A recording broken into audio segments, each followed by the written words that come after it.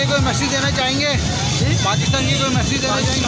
पाकिस्तान के लिए मेरा यही मैसेज है कि कायदा आज़म मोहम्मद अली जिन्ना ने फरमाया था कि जब आज़ाद हुआ था, आप देख सकते हैं हमारे बुजुर्गों ने इस चीज़ के लिए कुर्बानी दी थी, जो कि हमारी ये रायगा नहीं जाएगी, जो कि आज 14 अगस्त का दिन है। हम काफ़ी भरपूर तरीके से इसको सेलिब्रेशन कर रहे हैं और हमारे बुजुर्गों की कुर्बानी दी, जो कि हमारी कुर्बानी रायगा नहीं गई और जो आज बुजुर्गों की वजह से हमें पाकिस्तान तोहफे में मिला। ये पाकिस्तान, ये पाकिस्तान।